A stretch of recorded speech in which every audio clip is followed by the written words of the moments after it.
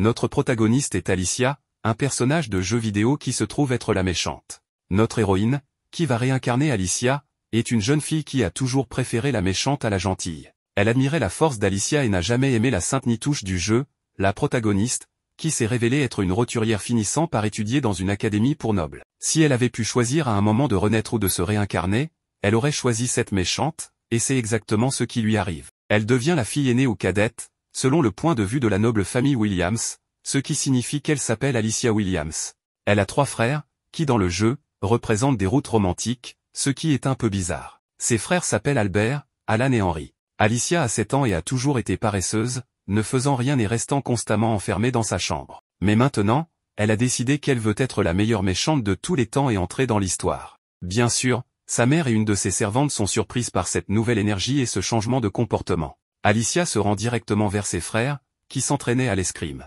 Elle demande à son frère Albert de lui apprendre à manier l'épée et de l'entraîner. Mais bien sûr, aucun des 3 frères ne semble très convaincu par sa demande, car elle ne s'était jamais intéressée à ce genre de choses auparavant. Albert accepte, mais à condition qu'elle s'entraîne d'abord une semaine en faisant 100 pompes et 50 abdominaux chaque jour, car il faut de la force pour manier une épée. Alicia prend cela très au sérieux, même si ses frères ne croient pas vraiment que ça fonctionnera. Mais avant tout, elle va commencer à étudier la magie. Pour cela, elle se rend à la bibliothèque de la famille. Il s'avère qu'elle est issue de l'une des familles nobles les plus influentes, car dans ce monde, il y a de la magie, et il existe 5 types de magie de base. Chaque famille qui maîtrise l'un de ces pouvoirs magiques fait partie de la noblesse qui gouverne ce pays. Les 5 magies de base sont les ténèbres, le feu, la lumière, le vent et l'eau. Et en tant que fille de l'une des familles nobles, Alicia est censée avoir une affinité pour la magie des ténèbres. Elle cherche des livres sur ce sujet dans la bibliothèque, mais ne trouve rien. Elle ne trouve que des livres ordinaires. Alors, elle décide de commencer à lire sur les plantes et les choses de ce monde, car elle ne connaît rien de cet univers, qui est très différent de celui dont elle vient. C'est ainsi qu'elle commence sa vie d'études et d'entraînement. Au début, c'est difficile pour elle, mais petit à petit, elle devient plus forte. Toute sa famille est un peu étonnée par son changement, et ils tentent de lui demander ce qu'elle fait. Mais Alicia ne veut donner aucun indice, car en tant que méchante, elle doit donner l'impression qu'elle trame quelque chose.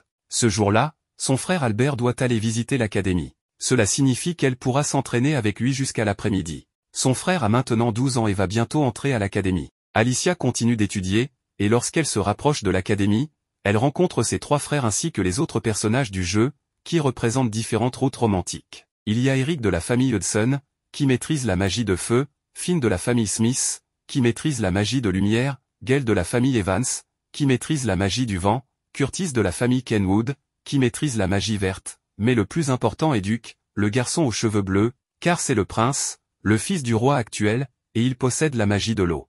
Alicia pense que c'est le bon moment pour se présenter à tout le monde, et elle attire l'attention de plusieurs d'entre eux. Ses frères avaient dit qu'elle était plutôt irrespectueuse, mais ici, elle se présente comme une jeune fille polie et raffinée. Le prince qui montre le moins d'intérêt est Duke. Mais quand elle rappelle à ses frères qu'ils doivent l'entraîner parce qu'ils l'avaient promis, ils ne veulent pas le faire car ils ne croient pas qu'elle a respecté le programme d'exercice et qu'elle ne peut même pas tenir une épée. Alors, Alicia se met en colère, court vers l'un d'eux, lui prend son épée, frappe un arbre, une pomme tombe et elle la coupe en 2, impressionnant évidemment tout le monde, et surtout le prince Duke, qui à partir de ce moment ne la quitte plus des yeux. Ainsi passe une année pendant laquelle son frère l'entraîne simplement à tenir l'épée, lui disant qu'elle devra passer beaucoup de temps à la tenir pour bien s'entraîner. Pendant cette année, Alicia atteint l'âge de 8 ans et le prince Duke la surveille, étant vraiment intéressé par elle. C'est la première fois qu'après une séance d'entraînement, il s'approche d'elle pour lui parler et il lui caresse même les cheveux, laissant Alicia très embarrassée et rouge de honte.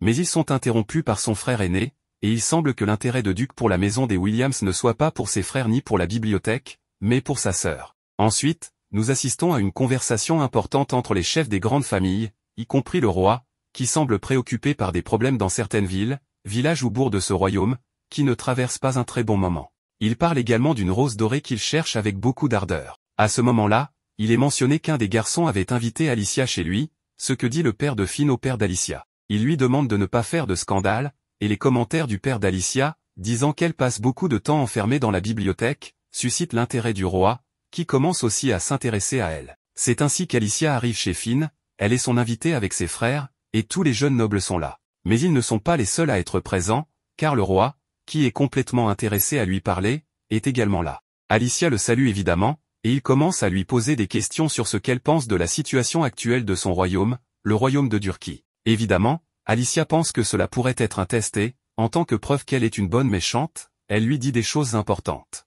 Bien que Curtis soit en bonne position et économiquement fort, il y a certains problèmes dans plusieurs villages, en particulier ceux dont le roi avait discuté avec les autres chefs des familles nobles. Alicia lui propose une solution, aider un pays voisin à se libérer d'un autre empire, afin de pouvoir commercer avec eux et exploiter leurs mines. Cela constitue un vrai stratagème politique pour réaliser des bénéfices. Le roi est très impressionné par l'intelligence d'Alicia. Après cela, il part, et Alicia impressionne aussi tout le monde après cette conversation. Le roi marche dans les couloirs avec le père de Finn, qui lui dit qu'ils ont trouvé la rose dorée. Alicia, qui a eu une journée assez stressante, peut enfin manger quelque chose, et ce sont toutes des douceurs qu'elle adore. Et bien sûr, celui qui l'observe le plus est le prince-duc, dont les amis s'aperçoivent de son intérêt. Le garçon qui était considéré comme le prince de glace, très froid, a maintenant un sourire chaleureux en regardant Alicia. Plus tard, quand Alicia peut enfin rentrer chez elle, Duc s'approche d'elle pour lui remettre son cadeau. Bien que cela arrive un peu tard, Alicia l'ouvre et découvre que c'est un diamant. Elle est surprise car, dans ce monde, les diamants sont beaucoup plus précieux que dans le sien. D'un autre côté, le roi parlait avec tous les nobles importants, et il s'avère qu'ils ont trouvé une rose dorée qui appartient à un boulanger du village du château. Il s'avère que dans ce monde, il y a une légende, ou plutôt un rite, selon lequel chaque fois qu'une de ces roses naît, elle le fait avec un enfant qui sera chargé de devenir le prochain roi ou la prochaine reine. Il y a quelque temps, la rose bleue avait fleuri, ce qui signifiait que le fils du roi, c'est-à-dire Duc, était né et qu'il sera le prochain roi. Maintenant, la rose dorée a fleuri grâce à la naissance de la fille du boulanger, qui doit devenir la future reine. De bonnes choses viennent pour le royaume. Mais évidemment, ils doivent d'abord traverser des temps turbulents et compliqués. Tout le monde est donc attentif à ce qui va se passer jusqu'à ce que ces deux personnages puissent s'engager et conduire le royaume vers des temps meilleurs. Pendant qu'ils parlent de tout cela, le prince-duc regarde simplement sa rose bleue, et c'est un peu compliqué car il va devoir épouser une autre femme qui n'est pas Alicia. On peut voir qu'il est déjà amoureux, ce qui complique encore les choses. De son côté, Alicia continue ses entraînements la nuit dans sa chambre tout en portant le pendentif en diamant que le prince lui a donné, car il ne la gêne en rien. Elle dit que très bientôt, Duc va sûrement faire la connaissance de la protagoniste de cette histoire, mais même si elle lui demande son pendentif pour le donner à elle, elle ne le lui donnera pas et affichera un visage digne d'une vraie méchante. En parlant du prince, à cet instant, elle lisait un livre tout en remarquant la présence d'un mail, qui était invisible dans la pièce mais qui communiquait qu'il avait envoyé le message demandé à son destinataire respectif à temps. Après cette conversation quelque peu absurde, nous retrouvons Alicia, qui a trouvé une carte de Rohanna, son nouveau monde, et a remarqué qu'il y avait derrière elle une forêt menant à un des villages affamés, ce dont le roi avait parlé, expliquant qu'il souffrait énormément, n'ayant même pas de quoi manger du pain tous les jours. En bonne vilaine, elle devait confirmer les choses par elle-même plutôt que de se contenter de les entendre. Quoi de mieux que d'aller visiter ce lieu? Bien sûr, demander la permission serait strictement interdit par toute sa famille, car c'était bien trop dangereux pour une princesse comme elle. Ainsi, vêtue comme le petit chaperon rouge, elle a décidé de désobéir et de profiter de la nuit pour se rendre à sa destination désirée. La peur était bien présente, pour des raisons évidentes, mais cela n'a pas arrêté la petite qui voulait tester son niveau de vilainie. Peu de temps après avoir commencé sa route, elle a remarqué une barrière magique entourant Rohanna, supposant qu'elle n'était destinée qu'à empêcher les bandits du château de fuir. Malgré cela, après avoir marché un peu plus dans le brouillard, nous voyons Alicia atteindre sa destination, qui sentait vraiment mauvais. Des personnes dormaient même dehors, faute de maison. Elle se souvint que si quelqu'un découvrait qu'elle était une noble, elle pourrait perdre la vie. Néanmoins, quand un villageois est arrivé, nous avons remarqué qu'il ne pouvait pas voir, étant aveugle. En dehors de cela, il semblait être un homme plutôt calme, conseillant à la jeune fille de cacher sa dague si elle ne voulait pas avoir de problème avec des étrangers. Il lui a ensuite demandé ce qu'une petite fille faisait dans un endroit comme celui-ci. Sans rien de plus à cacher, la jeune fille a révélé qu'elle était venue simplement pour voir à quel point les conditions de vie étaient mauvaises dans cette région. En raison de cela, l'homme aveugle a invité la jeune fille chez lui, et une fois à l'intérieur, il lui a proposé de lui dire tout ce qu'elle avait besoin de savoir. En commençant par les noms, l'homme se présenta sous le nom de Will, qui, bien qu'il ne puisse pas voir, a pu deviner que la jeune fille était une noble. Même s'il était aveugle, il pouvait percevoir bien d'autres choses, comme les sons. Quand il entendit Alicia marcher, ses pas semblaient beaucoup plus prudents que ceux de n'importe qui d'autre. Le bruit de ses vêtements lui confirma également qu'elle était une femme. Pour résumer, les capacités d'écoute de Will étaient surdéveloppées. L'homme révéla aussi que c'était facile pour lui de la découvrir, car lorsqu'il pouvait encore voir, il était toujours entouré de gens comme elle, puisqu'il travaillait au château dans sa jeunesse. Mais après avoir eu le malheur de mal parler d'un noble important, il s'attira leur colère, perdant la vue en guise de punition et étant banni pour vivre dans ce village. Après avoir partagé tant de choses sur sa vie, la jeune fille se sentit encouragée à donner son véritable nom, Alicia. Will la rassura en lui disant qu'elle n'avait rien à craindre, car il ne nourrissait aucune rancune. Après tout, les traditions avaient beaucoup changé avec le temps, et cela, selon lui, n'était qu'une représentation de la raison pour laquelle l'histoire était étudiée, pour s'améliorer et éviter de refaire les mêmes erreurs deux fois. Ces mots totalement inspirants firent comprendre à Alicia que Will était un homme cultivé, et elle ne comprenait pas comment quelqu'un comme lui avait pu être chassé du château. Pourtant, la jeune fille voulait savoir s'il n'éprouvait vraiment pas, même un tout petit peu, de haine envers la famille royale. Will admit qu'il mentirait s'il disait qu'il ne ressentait pas une petite rancune, mais comme il savait qu'Alicia avait des questions à poser, il souhaitait les entendre ainsi que son histoire. Au fil des heures, presque sans s'en rendre compte, la jeune fille finit par tout lui raconter, y compris son rêve de devenir une vilaine, à cause de la confiance que Will lui inspirait. Il se contentait d'écouter, en gardant son visage calme jusqu'à la fin. Après plusieurs heures de conversation, il était temps de se dire au revoir. Alicia le salua en promettant de revenir, même si Will lui-même lui demanda de ne pas le faire, car c'était trop dangereux. Mais comme les vilaines font ce qu'elles veulent, bien sûr, elle reviendrait. Et bien que cela puisse causer des ennuis à Will à l'avenir, la petite ne voulait pas abandonner quelqu'un comme lui dans un tel endroit. Cela laissa à Will d'autre choix que d'accepter la visite d'Alicia à nouveau, à condition que ce soit de nuit, car ce serait beaucoup plus sûr pour elle. Plus tard, en rentrant au château, nous voyons qu'il faisait déjà jour à cause de la distance importante. Et Alicia revint, mais avec la différence que nous étions maintenant 1 an plus tard, avec un saut dans le temps. En comptant les 2 dernières années écoulées, la jeune fille avait passé son temps à lire, à apprendre l'escrime et à rendre visite à Will comme toujours. Le seul changement était que son frère Albert avait maintenant 15 ans, ce qui l'obligeait à entrer à l'académie de magie, où tout le jeu se déroule. Cela ferait sûrement que Duc et l'héroïne se rencontrent, et peut-être commenceraient-ils même à ressentir une attirance l'un pour l'autre. Mais cela ne faisait qu'exciter davantage Alicia, qui ne pouvait contenir son impatience de devenir la vilaine et de les affronter tous les deux. À ce moment-là, Eric et Henry apparurent pour l'inviter à aller en ville avec eux. Le premier endroit où ils se rendirent fut la boutique de fleurs, où Paul se présenta comme le propriétaire, spécialisé principalement dans les plantes médicinales, car toute sa famille se spécialisait dans la magie verte. Paul se présenta également comme un noble, mais de rang inférieur, qui aimait réellement les plantes parce qu'elles pouvaient guérir des maladies et aussi apaiser l'âme si elles étaient utilisées correctement. Par exemple, une plante bleue appelée amarante, qui, lorsqu'elle est utilisée en infusion ou en thé, faisait baisser la fièvre en quelques minutes. Cette information fut donnée par Alicia elle-même, qui, étant un peu prétentieuse en raison de ses années de lecture, savait beaucoup de choses, et son mépris pour les autres lui donnait encore plus de points en tant que vilaine. Cela laissa Paul sans mots et fit réfléchir Alicia, qui réalisa qu'elle devait peut-être en apprendre encore plus.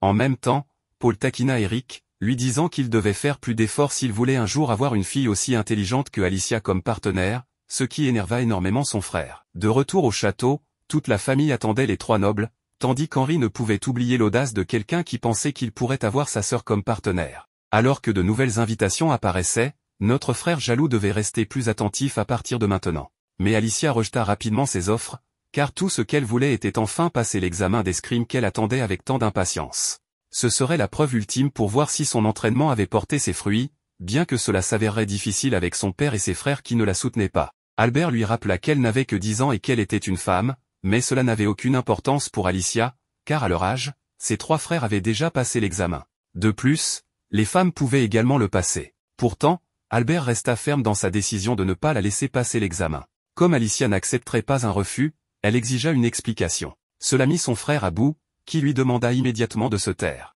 Mais Alicia resta ferme dans sa décision avant de quitter la pièce, ce qui, selon elle, lui donnait encore plus de points en tant que vilaine. Le lendemain, Alicia retourna voir son père pour demander à nouveau la permission de passer l'examen, mais son père continuait à s'inquiéter pour elle, estimant qu'elle était encore trop jeune. Cependant, il lui promit que lorsqu'elle aurait 15 ans et qu'elle entrerait à l'école de magie, il pourrait reparler de cette question. Alicia accepta cette promesse et quitta immédiatement la pièce, laissant son père préoccupé. Il savait qu'il n'avait gagné qu'un peu plus de temps, car en maîtrisant si bien l'épée, il y aurait des conséquences, bonnes mais aussi très mauvaises, si elle réussissait l'examen. De son côté, Alicia était dans sa chambre, en train de câliner sa peluche, furieuse d'être encore une enfant de 10 ans alors qu'elle savait qu'elle devait être la meilleure vilaine de toutes. Cela la mit tellement en colère qu'elle décida d'aller voir Will pour la première fois depuis le jour où elle l'avait rencontré, se demandant s'il était chez lui. À peine entrée, la petite se retrouva face à 2 individus, s'échangeant des conseils ou des réprimandes. Pendant ce temps, le reste de Loana était extrêmement appauvri. Le village était si cruel que même de petits enfants étaient ignorés comme si de rien n'était. Soudain, Will apparut pour réprimander Alicia d'être venue de jour alors qu'elle en avait l'interdiction. Bien qu'il soit déjà tard, il voulut au moins aider le petit enfant. En emmenant l'enfant chez Will, ce dernier constata qu'il serait difficile pour le petit de survivre jusqu'au lever du soleil. Will nous raconta aussi que c'était la routine quotidienne dans le village, où il rassemblait souvent des enfants pour essayer de leur apprendre les mathématiques et l'écriture, afin de leur donner plus de chance dans l'avenir. Will se souvenait de cet enfant, qui n'avait que 6 ans, mais était assez intelligent, ce qui rendait encore plus triste ce qui lui était arrivé. En même temps, Will tenta de rassurer la jeune Alicia, lui disant qu'elle n'était pas responsable de ce qui se passait à Rohanna. Mais cela fit réfléchir la petite, qui se rappela qu'elle n'avait jamais manqué de rien. Elle avait toujours eu un bon environnement, une bonne éducation, et une famille présente qui lui avait tout donné dès son plus jeune âge. Cependant, naître dans des endroits différents représentait un énorme désavantage, et pour beaucoup, un véritable enfer. Et bien qu'une vilaine comme elle n'avait pas l'obligation d'aider, une héroïne, bien sûr, l'aurait fait. Cette pensée la dégoûta, car ne pas pouvoir faire ce que l'héroïne aurait pu accomplir la rendait furieuse. Le lendemain, elle alla voir Paul pour lui demander un peu d'amarante, et avec beaucoup de gentillesse, il lui en offrit, à condition qu'elle vienne le voir plus souvent. Grâce à la rapidité d'Alicia, Will put améliorer l'état de l'enfant le même jour, mais la petite restait énervée de ne pas avoir été assez forte plus tôt.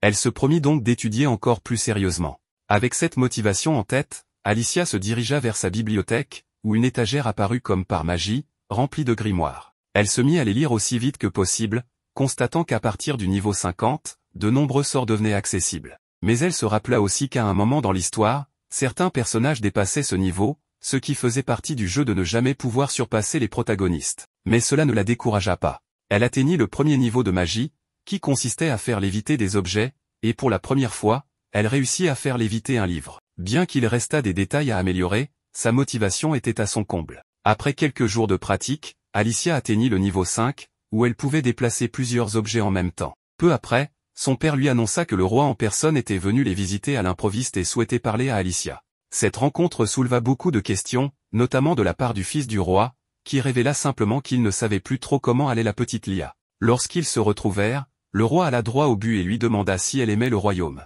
Comme la question lui semblait étrange, le roi reformula en lui demandant ce qu'elle pensait de la façon dont le royaume était gouverné. Se rappelant ce qui s'était passé récemment, Alicia répondit immédiatement qu'elle détestait la gestion actuelle, qu'il y avait des incompétents au pouvoir qui ne pouvaient même pas bien gérer un simple village. Cet affront surprit quelques membres du conseil, mais Alicia continua, affirmant que naître avec du mana te donnait automatiquement un poste en politique, même si tu étais totalement inapte à gouverner. Le roi ignora cette remarque et posa une dernière question à la jeune fille, « Penses-tu que tout ce que tu viens de dire s'applique aussi à toi ?» Alicia répondit rapidement que oui, reconnaissant qu'elle avait simplement eu la chance de naître dans une famille royale. Satisfait de ses réponses, le roi mit fin à l'entretien.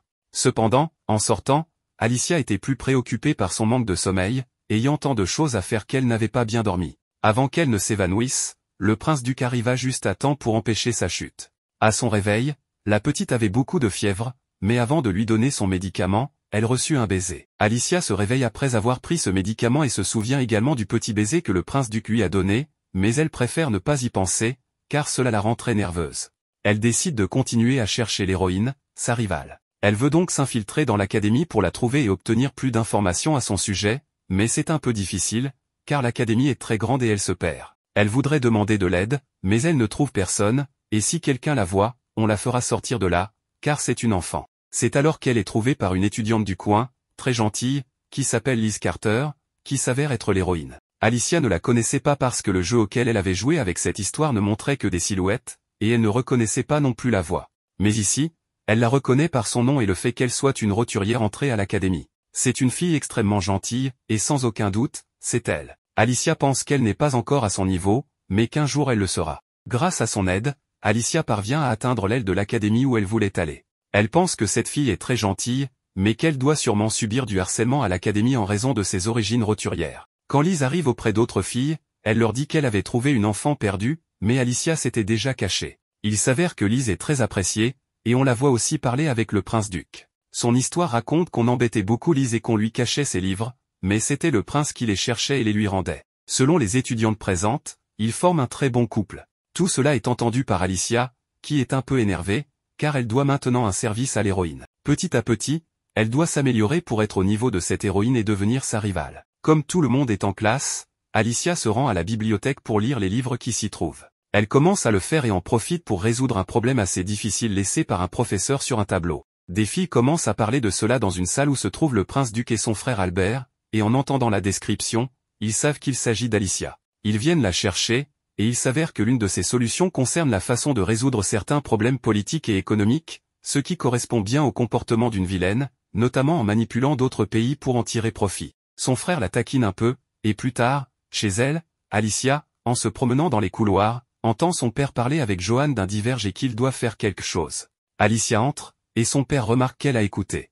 Il lui demande alors combien elle a entendu. Alicia dit qu'elle a entendu que Lise était une divergente, mais qu'elle ne semblait pas être une mauvaise personne et qu'elle ne constituait pas un problème pour le pays, donc il n'y avait pas de raison de s'inquiéter. Pourtant, personne n'avait mentionné ce nom, c'était Alicia qui l'avait fait, car elle connaissait déjà toute l'histoire. Malgré cela, Johan Evans propose d'effacer la mémoire d'Alicia pour qu'elle ne se souvienne de rien et ne puisse rien dire. Finalement, il décide de ne pas le faire, se contentant de lui demander de garder le silence. Alicia continue d'explorer ses capacités magiques et peut utiliser la magie noire jusqu'au niveau 10, ce qui est assez puissant. Cependant, pour purifier les rivières de Loana, une ville pleine de criminels, elle aurait besoin d'une magie de niveau 25 ou plus. Elle pense qu'elle pourrait peut-être essayer de le faire, et même y parvenir. À ce moment-là, son frère arrive pour la chercher, car ils ont de la visite, et c'est Lise qui est venue pour le thé. Lise raconte ce qui s'était passé entre elle et Alicia, et semble en profiter pour flirter un peu avec son frère. Alicia se retrouve avec quelques nobles et Lise, qui discutent du prochain festival scolaire et de ce qu'ils vont y faire. Alicia dit qu'elle ne devrait pas être là, car elle ne fréquente pas l'académie, mais comme c'est une célébration ouverte à tous, elle pourrait aussi proposer des idées. Elle commence à penser à ce qu'elle pourrait faire de mal, surtout pour ennuyer ou embarrasser Lise, car elle reste sa rivale. Cependant, elle ne trouve rien de vraiment utile, car la seule chose à laquelle elle pense est de la traiter de roturière, ce qui n'est pas au niveau d'une véritable vilaine. Elle envisage aussi de se rapprocher du prince duc pendant le festival et de lui dire qu'il lui appartient, mais cela reviendrait à se déclarer, donc ce n'est pas une option. Finalement, elle suggère que Lise, qui peut utiliser les 4 types de magie, pourrait faire une démonstration devant tout le monde, pensant que cela mettrait Lise dans l'embarras. Mais Lise est ravie de cette idée, et les autres l'approuvent également, ce qui fait échouer le plan d'Alicia. Elle essaie de se comporter de manière impolie avec Lise pour montrer qu'elle est une vilaine, surtout lorsque Lise lui propose de monter sur scène, mais cela ne fonctionne pas très bien, car elles ne se connaissent pas encore suffisamment, et il leur faudrait plus de temps pour se rapprocher. Lise est trop gentille, et Alicia ne trouve aucun moyen de l'attaquer. Ensuite, Lise bombarde Alicia de questions, sans lui laisser le temps de respirer, bien que ces questions ne soient pas particulièrement intéressantes. À un moment donné, Alicia utilise sa magie pour attirer une marguerite d'un vase à proximité et l'offre à Lise, en disant que c'est une fleur parfaite pour une personne aussi bonne qu'elle. Tout le monde est surpris, car il semble qu'Alicia soit une divergente, puisqu'elle a seulement 10 ans et peut déjà utiliser la magie. Alicia est ensuite envoyée dans sa chambre, car la situation doit être réglée. Cependant, grâce aux paroles aimables de Lise, elle se sent un peu plus rassurée, bien qu'elle pense que la véritable divergente est en fait Lise. Plus tard, Alicia parle avec quelqu'un qui lui explique qu'il est inhabituel qu'une enfant de 10 ans puisse utiliser la magie, car cela commence généralement à se manifester à 13 ans, lorsqu'on entre à l'académie. Il lui raconte également l'histoire d'une noble qui avait atteint le niveau 80 en magie, mais qui a perdu le contrôle en tentant d'atteindre le niveau 100, et depuis, elle n'a plus jamais pu utiliser la magie. Alors, on lui donne le conseil de ne pas tenter d'utiliser une magie aussi puissante et de progresser petit à petit. On réveille ensuite Gilles, qui n'est pas très content de voir Alicia parce qu'elle est une noble. Pourtant, c'est elle qui lui a donné le médicament pour le guérir, même s'il n'en est pas très heureux. Alicia se dit que si elle était comme Lise, elle pourrait lui ouvrir son cœur en étant très gentille et aurait sûrement la force de le faire. Mais Gilles a fermé son cœur à cause de tout ce qu'il a vécu, alors Alicia, qui veut être une véritable vilaine, lui dit que s'il veut être mort, il devrait rester mort et qu'elle pourrait l'aider en utilisant sa magie. Elle parvient à le faire changer d'avis en utilisant une forme d'amour dur, comme on dit. Voyant que Gilles veut continuer à vivre parce qu'il se bat, elle lui dit qu'il fera tout pour éviter qu'il ne se fasse tuer et dit qu'elle veut l'utiliser. C'est un garçon assez intelligent, et elle pourrait le sortir de Loana et le prendre sous sa protection. Gilles lui demande pourquoi elle ferait cela, et elle lui dit de ne pas y penser, qu'elle l'aide simplement parce qu'elle veut l'utiliser comme un outil, vu son intelligence. Gilles comprend alors, mais reste perplexe. Paul intervient pour dire qu'elle est un peu bizarre, mais qu'au fond, c'est une bonne fille. Même si Alicia essaie de paraître comme une vilaine, cela ne fonctionne pas vraiment. Par la suite, son père parle avec le roi et d'autres leaders des familles nobles au sujet du fait qu'Alicia est une divergente et pourrait être la future héritière, celle qui devrait se marier avec le prince. Mais cela ne peut pas être, car celle qui peut utiliser les 4 types de magie, c'est Lise, la roturière. De plus, la rose dorée est née à sa naissance, ce qui indique qu'elle est l'élue. Ainsi, bien qu'il soit inhabituel qu'Alicia puisse utiliser la magie si jeune, cela reste moins surprenant, car elle appartient à une famille noble. Pour l'instant, il la laisse tranquille, mais le roi demande qu'on lui enseigne à maîtriser son pouvoir pour éviter qu'elle ne perde le contrôle. Il autorise également Alicia à entrer à l'académie de magie un an plus tôt, lorsqu'elle aura 13 ans. Alicia s'entraîne alors, et en l'espace de 3 ans, elle atteint le niveau 80, ce qui surprend tout le monde, y compris le roi. Comme il l'avait promis, elle peut intégrer l'académie de magie un an plus tôt. Mais ce n'est pas tout, le roi lui demande également si elle veut bien devenir la protectrice de Liz Carter, pour veiller sur elle. Le roi a demandé à notre méchante de ne pas être la gardienne de la sainte ou de Liz, mais plutôt de l'aider à progresser. Liz est devenue très célèbre à l'académie et tout le monde l'adore. Les gens sont devenus plus des adulateurs que de simples admirateurs. Ses essais sur ce qui devrait être fait pour le bien des autres et le monde sont un peu simplistes et basiques. Comme le roi sait qu'Alicia est très intelligente et directe, il veut qu'elle aide Liz à s'améliorer. Le roi demande à Alicia si elle connaît l'histoire de la sainte. Évidemment, Alicia la connaît bien, car elle sait comment se déroule l'histoire. Il est dit qu'un jour, une fille aimée des dieux, en l'occurrence Liz, apparaîtra. Elle est très puissante, très belle, et mènera le royaume à une ère de prospérité. Mais si Liz est tout cela, sauf intelligente, les choses vont se compliquer. Le père d'Alicia ne veut pas qu'elle prenne ce rôle, car toute personne qui s'oppose à Liz devient un paria du fait que tout le monde l'aime et ne voit en elle que sa gentillesse et sa beauté. Quand Alicia apprend qu'elle sera une paria et que tout le monde la détestera, elle décide d'accepter ce rôle de méchante. Après avoir raconté tout cela à Giles et à Will, ils ne comprennent pas pourquoi elle fait tout cela, mais elle explique qu'elle ne l'a pas fait gratuitement, elle a demandé que Giles puisse quitter Loana et devienne son serviteur. Bien que Giles ne soit pas convaincu, car les serviteurs des nobles doivent également être de naissance noble, Alicia insiste sur le fait qu'elle a réussi à obtenir cela car ce qu'elle fait est important. Will est surpris, car c'est la première fois que quelqu'un peut quitter Loana. Alicia lui demande s'il veut également quitter le village pour retourner au château, car elle a pensé à en parler au roi. Mais Will, étant un délinquant, a déjà accepté de continuer à vivre là-bas. Beaucoup de choses ne peuvent pas encore changer à Loana. En rentrant chez elle, Alicia trouve une fille gravement blessée qui lui demande de l'aide. Elle réfléchit et la porte au centre du village, où se trouve une fontaine d'eau très polluée, qui ne peut pas être utilisée pour la soigner. Malgré la foule qui l'entoure, elle utilise sa magie pour purifier l'eau et s'occuper de la fille, qui a des brûlures graves et une jambe gangrenée. Giles et Will disent qu'elle n'a pas d'avenir et qu'elle va mourir. Pour éviter que les gens ne voient ce qui se passe, Alicia utilise une barrière magique. Alicia, bien qu'hésitante, décide de faire de son mieux et utilise une magie puissante pour guérir les blessures de la fille. Mais elle n'a pas d'autre choix que de lui couper la jambe gangrenée, ce qui fait croire aux gens, en dehors de la barrière, qu'elle l'a tuée. Après avoir sauvé la fille, cette dernière la remercie, même si elle n'est pas ravie d'avoir perdu sa jambe. Alicia retire la barrière et présente la fille, Rebecca, comme la sauveuse du village, défiant ainsi l'héroïne Liz, qui viendra un jour à Loana. Elle dit à Rebecca qu'à partir de maintenant, elle sera sa servante et son informatrice, lui rapportant tout ce qui se passe dans le village. C'est ainsi qu'Alicia la récompense pour l'avoir sauvée. Will et Giles ne comprennent pas ce qu'Alicia fait, mais plus tard, Alicia leur explique que, pour aider Liz, elle a besoin de connaître tout ce qui se passe à Loana. Elle avait donc besoin d'une informatrice que les gens voient comme une héroïne, pour lui rapporter les problèmes du village. Finalement, Giles et Alicia quittent Loana, accompagnés par les adieux de Will. Il veut rester là après tout, car il veut voir comment Loana va changer pour le mieux.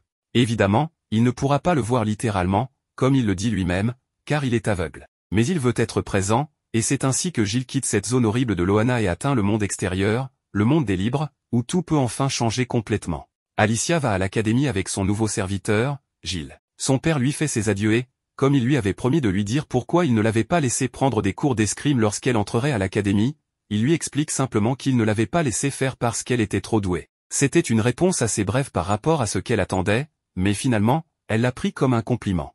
À l'académie, les rumeurs et les bavardages commencent à propos d'Alicia, la nouvelle qui est entrée avec un permis spécial. 3 filles très gentilles s'approchent d'elle, mentionnant qu'elles connaissent son frère et que Liz avait déjà parlé d'Alicia. Elle commence à lui toucher les cheveux, et c'est là qu'Alicia commence son rôle de méchante, elle leur tape sur les mains et leur dit de reculer, les traitant de curieuses et de dégoûtantes. Clairement, elles ne l'ont pas bien pris, mais Liz apparaît pour voir Alicia.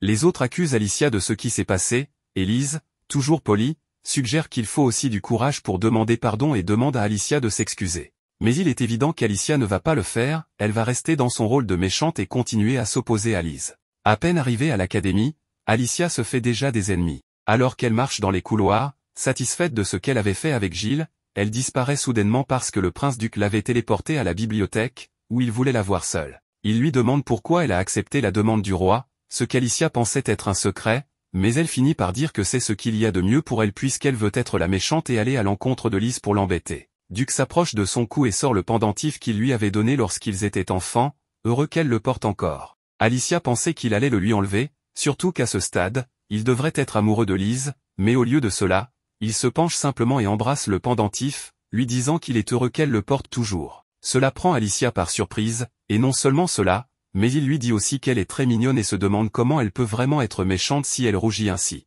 Alicia s'en va, soi-disant en colère, mais en réalité, elle est embarrassée parce qu'elle ne s'y attendait pas du tout. L'histoire ne se déroule pas comme dans le jeu auquel elle avait joué. Elle retrouve Gilles, qui était très effrayé parce que sa maîtresse avait disparu sans prévenir. Après cela, c'est l'heure du thé, et Alicia arrive avec Gilles au jardin, où Lise prend le thé entourée de tous les héritiers nobles, une sorte de club de fans. Évidemment, Alicia n'est pas là pour prendre le thé avec Lise, elle apporte un essai écrit par Lise sur Loana, suggérant qu'il faudrait abolir les barrières et que tout le monde soit libre et heureux, une idée assez fantaisiste. Alicia lui dit qu'elle vit dans un rêve et que les hiérarchies ne peuvent pas être supprimées, car c'est ce qui permet aux gens de se battre pour quelque chose de mieux. Tout le monde n'est pas égal, c'est impossible, car chacun naît avec des traits différents. La personne la plus différentée, en quelque sorte, la plus chanceuse, c'est Lise elle-même, car elle est la plus puissante, bénie, belle, bien qu'un peu en manque d'intelligence. Alicia lui conseille d'être plus prudente avec ses paroles, car avec autant de pouvoir, les autres la suivront même si ses idées sont absurdes ou des rêves irréalistes. À ce moment, une sorte de magie semble influencer les membres du club de fans, qui commencent à détester Alicia pour avoir défié Lise. Cependant, Duc semble être épargné, il écoute simplement Alicia et ne défend pas Lise, semblant ne pas faire partie de ce cercle de fans, mais étant plutôt présent en tant qu'ami. Ce qu'Alicia a fait, c'était confronter Lise, lui disant que ses idées étaient peu probables et qu'il fallait être plus réaliste. Après avoir tout chamboulé, elle s'en va, satisfaite de son rôle de méchante. Mais il faut dire que Lise n'était pas entièrement triste, elle semblait croire qu'Alicia avait dit tout cela pour son bien. Il semble que Lise soit véritablement bienveillante, bien que pas aussi perspicace qu'Alicia. De plus, Alicia connaît déjà le déroulement de l'histoire, ce qui lui donne plusieurs longueurs d'avance. Les choses en restent là, avec Alicia jouant le rôle de la méchante comme elle le voulait, Lise respectant ce qu'elle dit mais restant triste, et certains des enfants nobles étant assez en colère contre Alicia. Dans le couloir de l'école, tout le monde la regarde avec mépris, ce qui lui convient parfaitement, car son objectif était de jouer le rôle de la méchante, apparemment en raison du fait qu'elle a abusé de leur bonté et maltraité Lise. Gilles, cependant, ne comprend pas bien la situation. Certes, Lise a pu dire des choses gentilles sur Loana, mais elle ne fait en réalité que s'asseoir et boire du thé. Alicia, en tant que mentor, doit la guider vers quelque chose de mieux, mais elle ne le fera évidemment pas avec douceur. Bientôt, ils devront retourner à Loana pour parler avec Rebecca et Will. Avant cela, Alicia doit terminer ses tâches, et Gilles la taquine en disant qu'elle est une méchante très appliquée. Lorsqu'elle rencontre Rebecca et Will, elle veut savoir ce que les gens pensent. Tous sont mécontents de la population extérieure de Loana et craignent que, si jamais ils pouvaient sortir, ils détruiraient tout. Transformer Loana en un lieu meilleur est donc un défi compliqué. Rebecca explique que bien qu'elle ne soit pas vue comme une sauveuse, elle est respectée car protégée par Alicia, qui possède un grand pouvoir magique. Ainsi, Rebecca peut discuter en toute tranquillité avec les individus les plus violents et dangereux de cet endroit. Avant l'arrivée d'Alicia, peut espérer un changement positif à Loana, mais avec sa présence et le fait que Rebecca, ayant frôlé la mort, ait survécu et se porte mieux, un mince espoir renaît. Cependant, comme le dit Will, un grand changement ne se fait pas en un jour. Rebecca propose de planter des cultures pour que Loana devienne autosuffisant. Bien que certaines plantes de l'extérieur puissent pousser là-bas, Alicia refuse de lui fournir des graines gratuitement, mais Gilles conseille silencieusement à Rebecca de négocier avec Alicia. Finalement, cette dernière accepte d'aider, à condition d'être informée de chaque progrès. Alors qu'Alicia rédige un rapport sur Loana, Henry, l'un des jumeaux, lui rend visite. Contrairement à son frère Alan, tombé sous le charme de Lise, Henry ne partage pas cette fascination et trouve même du sens dans les paroles d'Alicia. En effet, Alan et Henry se sont éloignés, Alan étant maintenant séduit par Lise, ce qui a changé leur relation fraternelle. Henry interroge Alicia sur ses intentions envers Alice, mais elle reste discrète. Il lui apporte également une invitation pour prendre le thé avec le roi, un événement où, dans le jeu, seule l'héroïne était invitée, et non la méchante. Un des frères demande à Alicia de ne pas faire d'impertinence, mais elle compte bien jouer son rôle. Avec la présence de Lise, Alicia perçoit cette invitation comme une épreuve de la part du roi pour évaluer son rôle de mentor. Lorsque la réunion commence, le roi annonce un cadre informel, mais malgré cela, l'atmosphère reste tendue. Plusieurs personnes en viennent naturellement à détester Alicia pour son opposition à Lise. Cependant, deux personnages restent neutres, sans prendre parti pour l'une ou l'autre, tandis que son frère Henry a également subi des changements par rapport à l'histoire originale du jeu qu'elle connaît. Mais le personnage le plus changé est sans doute elle-même, car elle n'avait même pas été invitée à cette réunion. De plus, dans le jeu, le prince est censé toujours rester près de Lise et lui sourire. Cependant, ici, le prince-duc sourit à Alicia, ce qui montre bien que les choses ne se passent pas comme prévu dans le jeu. Le roi est présent pour la tester et se rappelle d'ailleurs d'une prédiction d'Alicia, selon laquelle une nation voisine, Durand, tomberait en faillite, ce qui s'est effectivement produit. On débat ensuite sur les moyens d'aider ce pays, et bien qu'Alicia sache qu'il serait inutile d'aider une nation en faillite sans y gagner quelque chose, elle propose de la transformer en royaume vassal pour éviter que d'autres nations voisines, comme Laval, n'en profitent. Lise, en revanche, souhaite aider les habitants et pense à leur bonheur, sans se préoccuper des conséquences. Malgré cela, la logique d'Alicia convainc plusieurs partisans de Lise, et le roi reconnaît son intelligence. Le prince-duc est également impressionné. À la fin de la réunion, Lise devient le centre de l'attention. Alicia s'éloigne alors, mais elle rencontre Duc qui la cherchait, car elle s'était perdue dans le palais. Le sourire du prince envers elle semble sincère, ce qui représente un autre changement par rapport au jeu. Plus tard, alors qu'Alicia s'entraîne à l'escrime, Henri s'approche de Gilles, mais celui-ci reste distant, car il ne fait confiance qu'à Alicia. Henri conseille à Gilles de se renforcer et de ne pas dévoiler ses sentiments envers elle, car cela pourrait représenter une faiblesse. Gilles comprend et promet de ne pas causer de problème, bien qu'Alicia, qui entend la conversation, affirme qu'il n'y a aucun souci.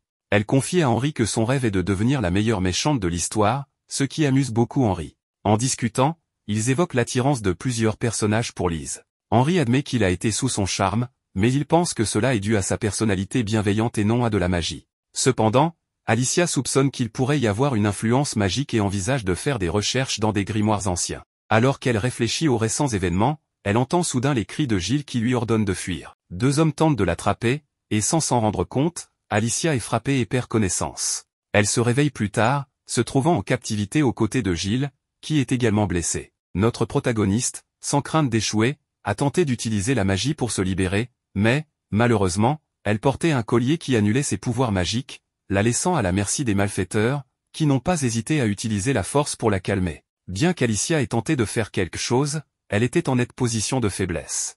Voyant que les voleurs ne tireraient aucun avantage de la situation, ils ont décidé de les éliminer. Cependant, Alicia a réussi à assommer un des hommes d'un coup et a demandé à Gilles de fuir, mais cela s'est avéré impossible à cause de sa jambe cassée, laissant Alicia perplexe, car dans le jeu, personne n'était jamais enlevé. Désespérée, Alicia a atteint une étagère, s'est libérée et s'est armée, immobilisant rapidement son ennemi. Le chef des ravisseurs a alors tenté de la tuer, mais il a été surpassé par les couteaux d'Alicia, qui, se voyant sans autre option, a pris la fuite. Cependant, pour sa malchance, elle était prête à lui ôter la vie si une magie étrange, exécutée par Lise, ne l'avait pas arrêtée. Lise avait mal interprété la situation en voyant Alicia attaquer. Malgré ses efforts pour clarifier qui était réellement le méchant, Alicia a failli perdre la vie, mais elle a été sauvée par le prince, qui a maîtrisé l'homme d'un seul coup. La garde est arrivée et a arrêté les coupables. Bien que Duc fût blessé, il a minimisé la gravité de sa blessure, tandis qu'Alicia expliquait ce qui s'était passé. Henri s'est occupé de Gilles,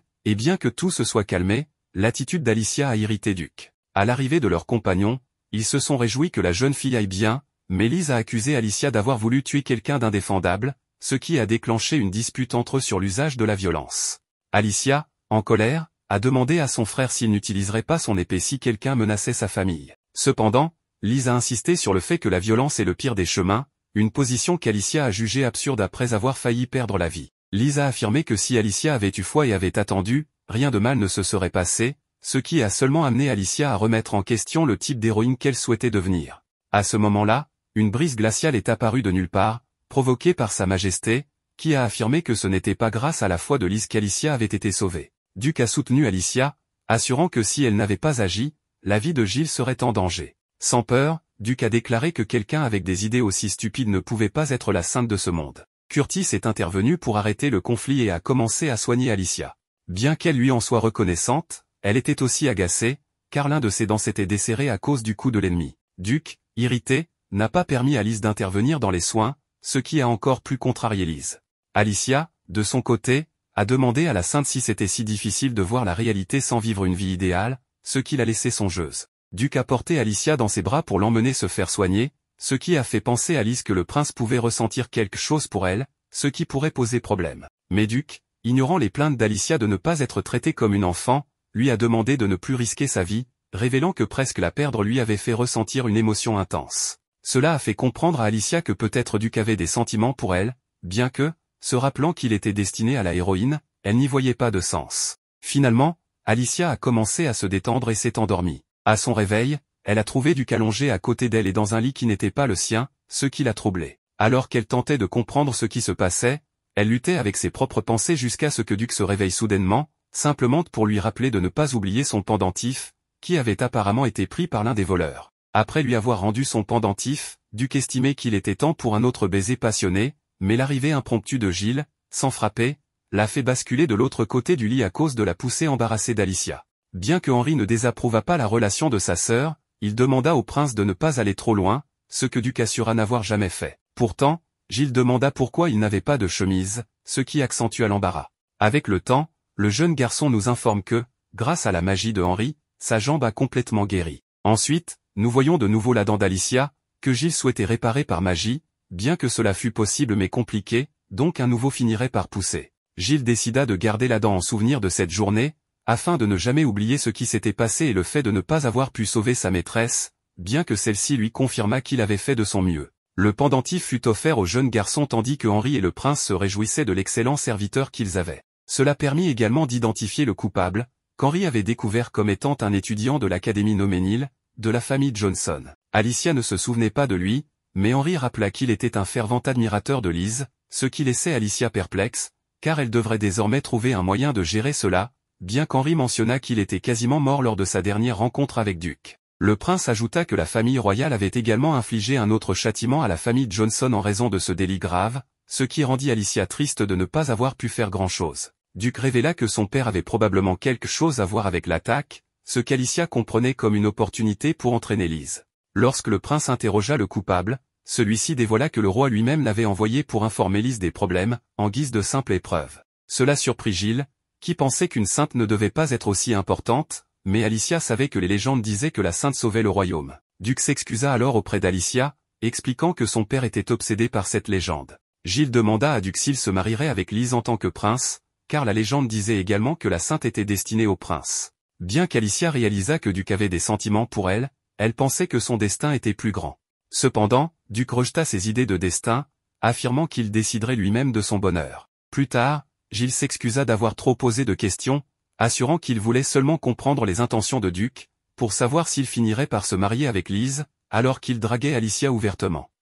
Gilles lui demanda également si son statut de roturier n'était pas un problème pour fréquenter la famille royale, mais Duc assura que le statut n'avait aucune importance, car ils partageaient tous deux le désir de protéger Alicia. En arrivant à la bibliothèque, Alicia commença à réfléchir à comment devenir plus forte pour ne plus revivre cette expérience. En tentant un sort avancé de niveau 80, elle se rendit compte de la difficulté, mais Gilles lui assura qu'elle n'avait pas besoin d'augmenter davantage ses pouvoirs. Cependant, en tant que « méchante », Alicia n'aimait pas se contenter de peu. Gilles la taquina en suggérant qu'elle devrait se marier avec le prince pour simplifier les choses, ce qu'Alicia jugea sans mérite, car elle voulait être reconnue pour ses propres efforts. À ce moment-là, une servante appela Alicia pour parler à son père, qui lui dit que sa mission de surveiller Lise était terminée. Malgré le danger de sa mission et l'inimitié de ses compagnons, son père lui suggéra d'attendre encore 2 ans pour retourner à l'académie. Alicia insista pour avoir une autre chance, malgré un petit échec. Son père lui posa alors la condition d'atteindre le niveau 90 pour continuer son travail. Acceptant ce défi, Alicia se rendit dans une maison isolée pour s'entraîner à atteindre ce niveau aussi rapidement que possible afin de rester à l'académie de magie. Ainsi, un mois passa en un clin d'œil et Gilles venait tous les jours rendre visite à Alicia de manière indirecte, même l'une de ses servantes lui apportait des provisions. Cependant, comme la barrière était si puissante, il fallait recourir à un autre sortilège spécial pour faire passer des objets inertes à travers elle, tout cela pour qu'Alicia puisse garder sa concentration.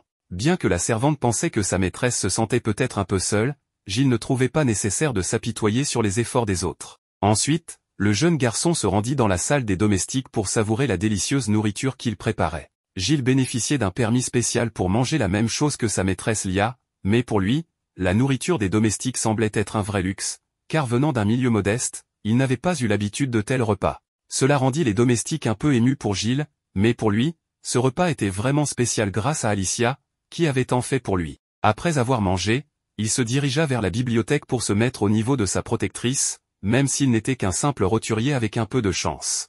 Sa détermination à devenir plus fort était palpable. Plus tard dans la journée, le père d'Alicia arriva pour le saluer et lui offrir une potion spéciale, appelée un Abel, qui permettait de traverser la barrière magique du village du jeune homme. Gilles comprit cela comme un signe qu'on voulait le chasser maintenant qu'Alicia n'était plus là pour le protéger dans cette maison réservée aux nobles. Mais en réalité, le père d'Alicia ne venait pas le chasser, il lui donnait simplement la potion qu'il offrait toujours à sa fille, pensant qu'il en aurait peut-être besoin. Le père d'Alicia était en réalité reconnaissant envers Gilles, car il apportait un peu de bonheur à sa fille, qui avait toujours eu du mal à s'entendre avec les autres. Depuis toute petite, alors que les autres filles jouaient ensemble, Alicia passait ses journées à étudier sans relâche, comme si sa vie en dépendait. Gilles, dans sa vie, représentait donc une véritable source de calme pour son père, qui craignait que sa fille soit toujours seule. Gilles, sans craindre d'être expulsé, lui fit part de sa surprise face à sa gentillesse, d'autant plus qu'il l'avait enfermé dans un cabanon pendant un mois entier.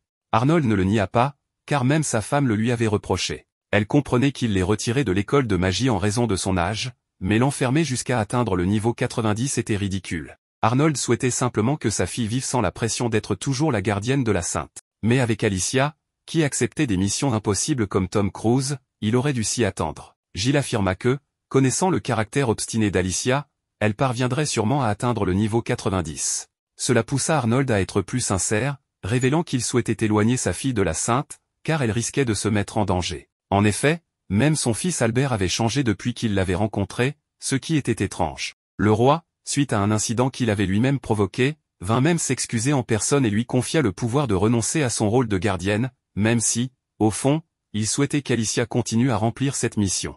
Gilles, se souvenant de Lise, pensait que sauver le royaume était peut-être trop demandé. Albert partageait une idée similaire, car c'était une histoire très ancienne. Cependant, la réalité était que Lise deviendrait officiellement la sainte après avoir obtenu son diplôme, et travaillerait pour le royaume, tout comme Alicia. Dans ce royaume, on utilisait les talents exceptionnels de chacun, et Arnold aurait certainement préféré que sa fille n'ait aucun pouvoir pour pouvoir dormir tranquille. Gilles comprit en partie, mais affirma aussitôt qu'Alicia n'était pas du genre à se laisser manipuler sans s'en rendre compte. Elle considérait que les familles étaient les faibles, pas elles-mêmes. À la fin, Arnold se sentit un peu plus rassuré, estimant que sa fille avait grandi. Pendant ce temps, nous voyons où il récoltait les graines et les pommes de terre qu'Alicia avait plantées, permettant au groupe de manger autant qu'il le voulait. Rebecca, de son côté, remercia Alicia pour ses leçons d'agriculture et admit qu'elle n'aurait jamais pensé que la terre de leur village servirait réellement à quelque chose.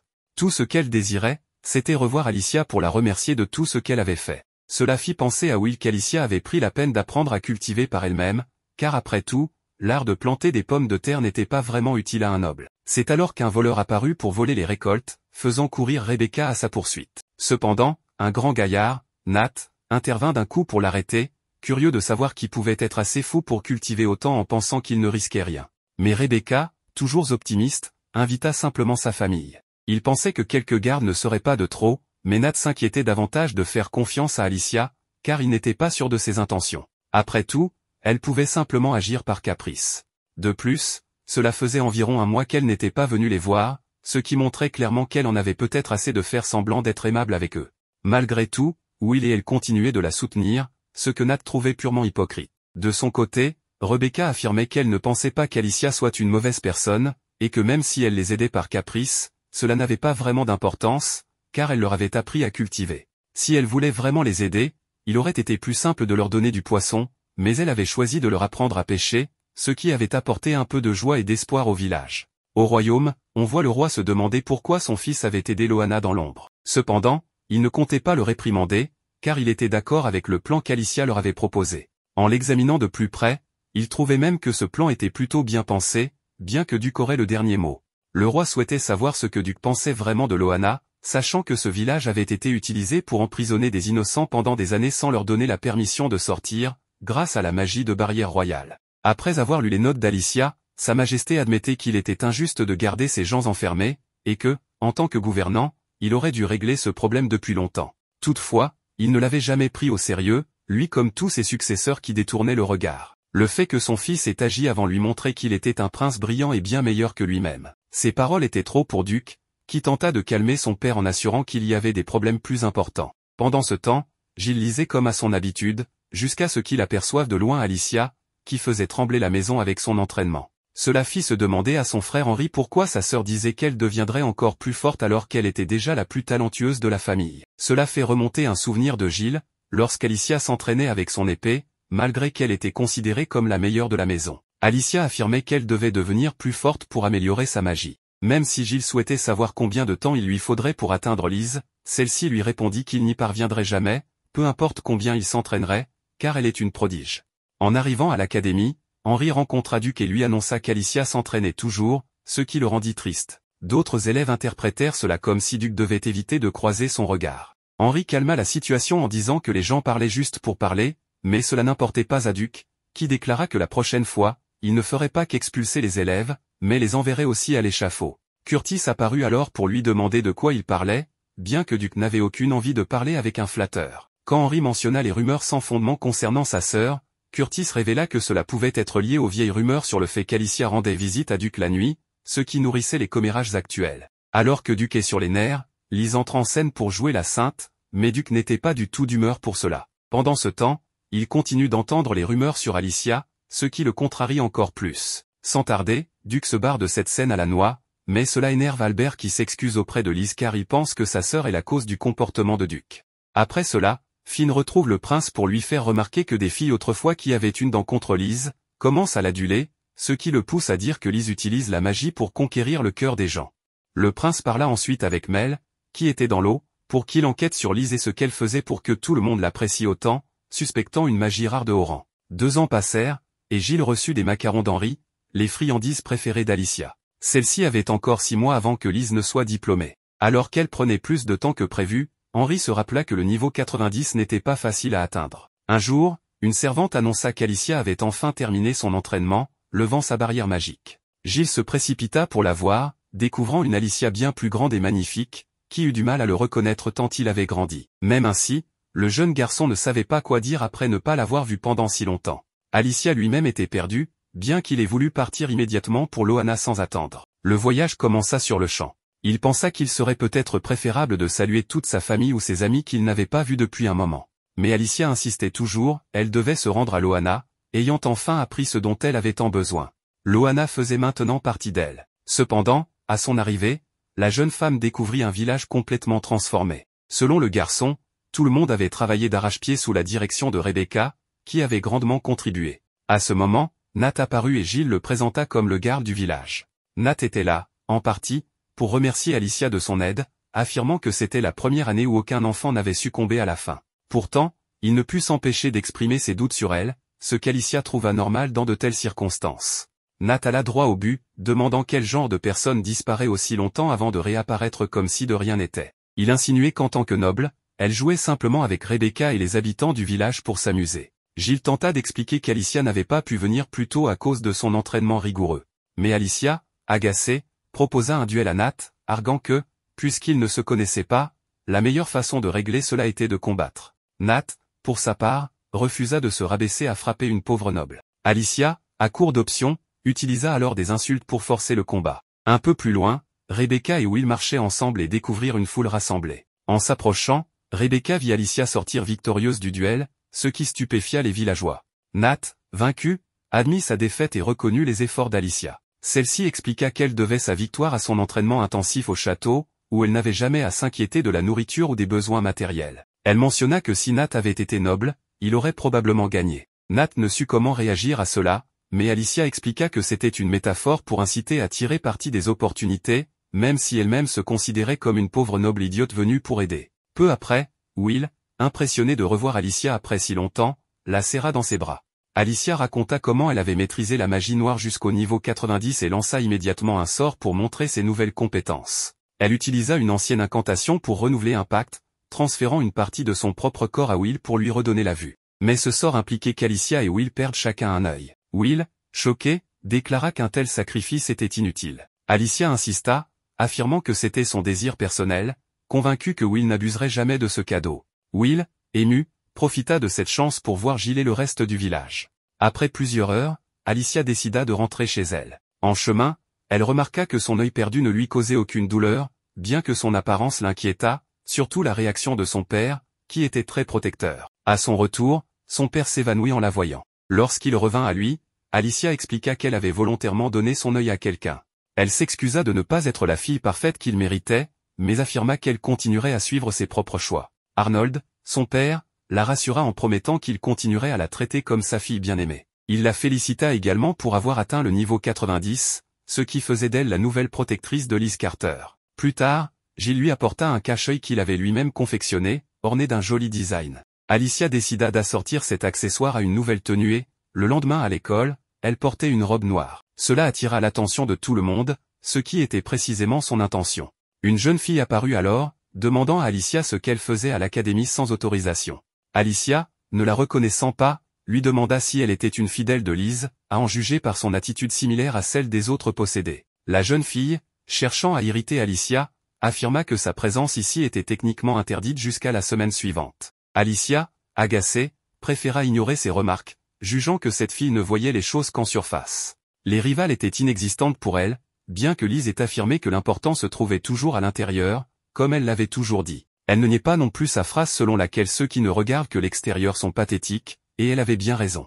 Après tout, on venait de la critiquer uniquement pour sa tenue vestimentaire ce jour-là. Pour répondre à la critique, Alicia remarqua que celle qui lui parlait, visiblement négligée, avait les cheveux en désordre avec des pointes fourchues. De plus, porter une jupe si courte ne faisait que rendre ses jambes plus épaisses, et son nœud mal attaché montrait clairement à quel point cette étudiante était désinvolte, même dans un lieu prestigieux comme celui-ci. Malgré cela, l'étudiante était heureuse que Lise la trouve adorable telle qu'elle était. Cela parut étrange à Alicia, qui pensa que peut-être Lise l'avait qualifiée de mignonne uniquement pour éviter de regarder ces vilaines taches de rousseur que tout le monde trouvait répugnantes. Avant que la situation ne dégénère, Lise apparut pour comprendre ce qui s'était passé, ayant entendu que son amie avait été insultée sur son physique par Alicia. Cependant, Lise voulut d'abord entendre la version d'Alicia, qui, sans peur, affirma que son amie négligée avait raison et qu'il n'y avait rien de mal à dire la vérité à ces gens. Malgré cette attitude, Lise avait établi une règle importante, écouter toujours les deux versions. Elle demanda également si Alicia se souvenait de ce qui s'était passé 2 ans plus tôt, lorsqu'elle l'avait arrêtée simplement à cause de ses préjugés, ce qui avait conduit Alicia à ne pas retourner à l'école pendant des années. Lise insista qu'écouter aurait évité bien des ennuis, mais Alicia affirma qu'elle ne s'en souvenait même plus et qu'elle ne voulait entendre aucune compassion. Lise continua d'expliquer qu'elle l'avait arrêté à l'époque parce qu'elle croyait qu'il ne pouvait rien arriver de mauvais à Alicia, étant donné que, depuis son enfance, tout ce qu'elle imaginait finissait par se réaliser. Son devoir, disait-elle, était d'être heureuse et de sauver tout ce qu'elle pouvait. Ces paroles impressionnèrent la plupart des personnes présentes. Quoi qu'il en soit, Alicia s'approcha de Lise pour lui demander si son plan fonctionnait toujours. Mais elle lui murmura ensuite à l'oreille, sans que personne d'autre n'entende, qu'elle savait parfaitement combien Lise la détestait. Alicia évoqua le souvenir d'il y a 2 ans, lorsqu'elle avait été arrêtée par Lise, bien que son pouvoir aurait pu stopper les deux. Ce choix, selon Alicia, était un acte de pure méchanceté, le premier qu'elle avait respecté chez quelqu'un. Ces mots troublèrent profondément Lise, qui voulut admettre qu'elle jouait parfois la méchante pour être heureuse. Cependant, Alicia refusa d'écouter davantage, lui demandant de prendre les choses au sérieux. Selon Alicia, Lise ne faisait qu'inventer des fins heureuses grâce à des coups de script, ce qui l'agaçait profondément. Alicia révéla ensuite qu'elle savait deviner ce qui allait se passer parce qu'elle avait testé les limites de son propre pouvoir. Elle ajouta que si Lise voulait vraiment sauver tout le monde, elle devait agir au lieu de parler. Après ces paroles, Alicia partit, laissant Lise songeuse après avoir été découverte. Pendant ce temps, le prince parlait avec son esprit mêle, qui lui apportait de nouvelles informations. De son côté, Alicia passait des examens de rattrapage avec Gilles, car ces 2 dernières années l'avaient laissé en retard dans plusieurs matières. Le professeur fut impressionné par son niveau et aurait voulu lui attribuer son diplôme sur le champ. Cependant, la vraie star était Gilles, un enfant de 11 ans qui avait d'excellentes notes en étudiant seul. Cela déprima le professeur, car Gilles aurait pu atteindre des sommets s'il avait pu utiliser la magie. Plus tard, Gilles demanda à Alicia si les plébéiens étaient vraiment limités par leur statut, ce qu'elle confirma tristement. Une explication fut donnée, dans ce monde où la magie est tout, les plébéiens sans accès à ce pouvoir n'avaient aucun avenir dans ces académies. Gilles comprit alors pourquoi les plébéiens n'étaient pas engagés et se sentit reconnaissant envers sa nouvelle maîtresse. Soudain, une pluie torrentielle annonça l'arrivée du prince-duc. Celui-ci voulait une explication sur le bandeau qu'Alicia portait à l'œil et sur les raisons pour lesquelles elle avait donné son œil à quelqu'un d'autre. Alicia refusa de répondre, ce qui irrita encore plus le prince, qui lui rappela combien il s'était inquiété pour elle. Alicia lui dit alors qu'il l'embête et qu'elle ne lui avait rien demandé, ce qui blessa le prince-duc qui part sans poser de questions. Alicia, bien qu'elle sache qu'elle jouait la méchante, réalisa qu'elle avait peut-être été trop dure. Gilles le remarqua également et lui dit que si cela définissait une méchante, elle se trompait complètement. Alicia admit intérieurement qu'il avait raison. Quelqu'un qui s'était toujours montré aussi prévenant envers elle méritait mieux que ses paroles blessantes. Dehors, une jeune fille observa la scène et conclut qu'Alicia était une méchante particulièrement maladroite. Après tout cela, nous voyons Alicia, toujours déterminée à assister au cours malgré tout ce qu'elle a vécu. Cette décision surprend toute la classe, car on s'attendait à ce qu'elle n'y participe pas. Bien qu'Alicia affirme que ses cours seront sûrement ennuyeux en raison de leur niveau inférieur, elle sait pertinemment qu'elle a dû étudier intensément pour réussir l'examen qui lui a permis d'intégrer cette classe. Malgré cela, ces paroles provoquent l'antipathie immédiate des autres élèves. Cependant, Lise intervient pour calmer la situation, en leur suggérant de bien s'entendre avec Alicia, car elle est désormais leur amie. Une remarque qu'Alicia ignore, mais pas le prince, assis au premier rang. Les cours se terminent, et Lise est la seule à s'approcher d'Alicia pour lui proposer de déjeuner ensemble afin de renforcer leur amitié. Comme toujours, Alicia rejette son offre, affirmant qu'elles n'ont pas les mêmes idées. Mais Lise n'est pas prête à abandonner. Elle se rappelle que tout ce qu'elle a toujours désiré s'est finalement réalisé, et elle veut sincèrement devenir une amie authentique pour Alicia. Elle comprend qu'elle ne doit pas prendre pour acquis que tout le monde l'appréciera d'emblée et décide de repartir à zéro pour établir une vraie relation d'amitié. Même si nous connaissons déjà la réponse d'Alicia, Lise la devance en lui demandant, avec sincérité, une chance de devenir son amie. Cette demande laisse Alicia réfléchir, peut-être que cette camarade ne la déteste pas et est une véritable héroïne. Alicia souligne que les filles comme Lise sont aimées par tous et deviendra évidemment la partenaire idéale du prince. Alicia refuse son invitation, ce qui conclut l'échange et elle quitte la pièce pour aller manger avec Gilles, tout en se demandant s'il est raisonnable de se comparer à Lise, elle qui est une véritable méchante. De son côté, Gilles remarque qu'Alicia n'a jamais semblé aussi troublée que ce jour-là. Il lui suggère de s'éloigner de Duc pendant un moment pour découvrir ses véritables sentiments. S'il s'avère qu'elle l'oublie facilement, cela signifierait qu'il n'a pas beaucoup d'importance pour elle. Cependant, cette approche pourrait donner l'impression qu'Alicia fuit les situations, ce qu'une méchante digne de ce nom ne ferait jamais. Alicia conclut donc qu'elle doit rester fidèle à elle-même. Pendant le déjeuner, les autres étudiants mangent ensemble. Lise, ayant fini, remarque que Duc semble triste. Ne voulant pas intervenir directement, elle hésite, mais Alicia surprend tout le monde en se moquant ouvertement de Duc, affirmant qu'elle espérait presque le voir pleurer à cause de la situation. Elle lui rappelle qu'elle n'a jamais demandé son aide, tout en avouant être touchée par le fait qu'il se soit préoccupé d'elle. Alicia s'excuse pour son comportement passé, ce qui surprend les autres élèves, mais agace aussi Alicia, qui reproche à Duc son manque de sincérité dans l'expression de ses désirs. Elle lui fait comprendre qu'attendre des autres qu'ils devinent leurs sentiments sans les exprimer clairement est une absurdité. Cette fois, Alicia affirme qu'elle ferait tout pour protéger ses proches, même si cela impliquait de perdre une autre partie de son corps. Ces paroles apaisent Duc et renforcent leur confiance mutuelle. Cependant, Lise, nerveuse, ressent que ses propres sentiments influencent les autres étudiants. Elle interrompt leur échange en parlant à Duc du festival de musique, ce qui oblige le prince à partir. Bien que Lise ressente une légère douleur, elle prend congé d'Alicia avec un sourire. Une fois seule, Alicia célèbre en silence, comprenant que Lise l'a finalement acceptée comme rivale. Néanmoins, une partie d'elle sait qu'il est trop tôt pour se réjouir, car cette rivalité est surtout liée à l'amour. À ce moment, une élève arrive en suppliant Alicia de l'aider, l'invitant à la suivre dans le jardin. Intrigué par la situation, notre protagoniste ignore complètement la demande et s'éloigne. L'élève, frustré, jette alors ses livres par terre, ce qui pousse une Alicia, soudainement aimable, à l'aider avant de repartir. Peu après, nous voyons Alicia rejoindre son frère pour une réunion autour d'un thé. Son frère, visiblement mécontent de la voir, se fait rapidement rappeler par Alicia qu'elle n'attendait rien de lui. Lise tente de calmer la situation, affirmant être heureuse de la voir ici. Alicia explique qu'elle est venue seulement parce qu'une élève l'a harcelée pour venir. C'est alors que Jane fait son apparition, révélant qu'elle est celle qui l'a appelée, afin de régler certaines affaires. En raison du fait que son amie Malika avait été insultée par elle, il fallait maintenant régler les comptes. Tout cela fit comprendre clairement à Alicia le piège dans lequel elle s'était engagée. Mais en tant que méchante, elle n'avait pas d'autre choix que de les affronter, tout en étant accusée d'avoir harcelé Malika par haine envers Lise. Ces derniers temps, Malika avait souffert de harcèlement de la part d'Alicia, qui se défoulait sur elle. Pourtant, notre héroïne savait qu'elle ne connaissait même pas Malika et n'avait parlé qu'une seule fois avec elle. Cependant, Jane, prête pour l'occasion, montra un objet particulier servant de preuve. Cet objet enregistrait les voix, et Alicia put entendre sa propre voix.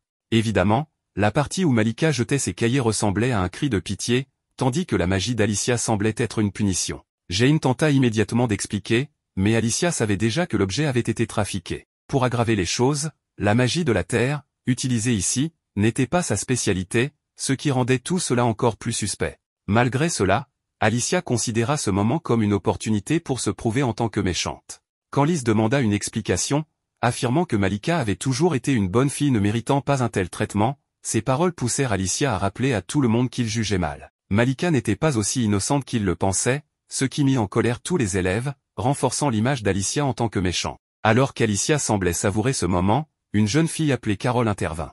Elle défia Jane, affirmant qu'il était étrange de désigner une seule personne comme coupable sans lui donner la chance de se défendre. Bien qu'Alicia ne se souvenait pas de qui était Carol, Jane continua à critiquer Malika, déclarant qu'elle avait eu le courage de se défendre. Cependant, Carol insista sur le fait qu'écouter une seule version était injuste. Pour Jane, tout cela n'était qu'un piège, ce qui fit trembler Carol. Malgré cela, Alicia ne voulut pas commettre la même erreur qu'avec Duke et resta prudente. Jane exigea une autre preuve pour soutenir Alicia. Mel, une autre élève, affirma avoir une version non modifiée de l'enregistrement, où Alicia semblait beaucoup plus calme. Cette révélation poussa tout le monde à demander des explications. Malika confessa que c'était Jane qui avait orchestré tout cela. Cette déclaration mit le groupe mal à l'aise, bien qu'il n'aimait pas Alicia. Jane justifia ses actes en disant qu'elle avait agi pour Liz, qui était constamment insultée par Alicia. Voyant cela, Liz s'excusa auprès d'Alicia, cependant, Alicia, comprenant la situation, rejeta ses excuses, préférant ne pas porter la faute pour quelque chose qu'elle n'avait pas faite. Mel, quant à elle, demanda à parler à Alicia en privé. Elle se présenta comme sa plus grande admiratrice, admirant ses cheveux noirs brillants, sa peau claire et ses paroles tranchantes. Elle avoua également détester Liz, qu'elle considérait comme quelqu'un qui s'immisçait dans la vie des autres. Par la suite, il fut révélé que Mel possédait un talent exceptionnel pour la magie de la Terre, ce qui lui permettait d'espionner sans être vu ni entendu. Duke, le prince, expliqua qu'il avait envoyé Mel pour surveiller Alicia après avoir remarqué comment elle était traitée à l'école. Touchée par ces paroles, Alicia pardonna à Duke. Elle commence à rougir et embarrassée par Giles qui lui dit qu'elle est amoureuse de Duke, elle part en prétextant qu'elle avait encore beaucoup à faire. Plus tard, elle retrouva Will, qui avait amélioré de nombreuses choses dans leur village grâce à une nouvelle vision. Il révéla alors qu'il était le frère aîné de Luke Secker, l'actuel roi du royaume. Will raconte son histoire à tout le monde, il était le premier-né du précédent roi, très prometteur, ayant atteint le niveau 80 en magie dès l'âge de 10 ans. Malheureusement, sa mère est décédée peu après sa naissance. Doté d'un immense potentiel pour devenir un grand roi, Will n'était pas satisfait et pensait devoir devenir encore plus puissant. Il tenta donc d'utiliser une magie de niveau 100, qu'il ne put contrôler, provoquant un chaos qui gela tout autour de lui. Cet événement le rendit incapable d'utiliser la magie. Relégué à l'arrière-plan, son père eut un autre fils, Luke, qui possédait des pouvoirs magiques et devint naturellement le prochain roi. Will, bien qu'il n'ait plus de magie, restait le fils du roi et un homme très intelligent. Il consacra ses efforts à protéger son frère et à l'aider, ce qui faisait le bonheur de Luke, qui aimait beaucoup Will malgré leur lien de demi-frère. Will n'était pas seul, car il pouvait compter sur ses amis proches pour rédiger des lois et conseiller le roi. Un jour, cependant, un décret proposé par Will, visant à répartir le pouvoir entre les 5 grandes familles, fut rejeté par Luke, influencé par sa mère. Cette dispute marqua un tournant, et les deux frères cessèrent de se parler. Will fut ensuite accusé injustement de vouloir assassiner le roi. Il fut capturé, ses yeux lui furent arrachés, et il fut abandonné à Loana, une zone de criminels. Cet exil tragique, orchestré par la mère de Luke sans que ce dernier ne soit au courant, bouleversa Will. Officiellement, il avait été déclaré disparu, mais seules quelques personnes savaient qu'il avait été aveuglé et envoyé à Loana pour y mourir. Grâce à Alicia, qui lui rendit la vue, Will décida de se battre pour que Loana progresse et soit acceptée par tout le royaume. En partageant cette histoire douloureuse avec Alicia et les autres, Will montrait à quel point il était sérieux dans sa démarche.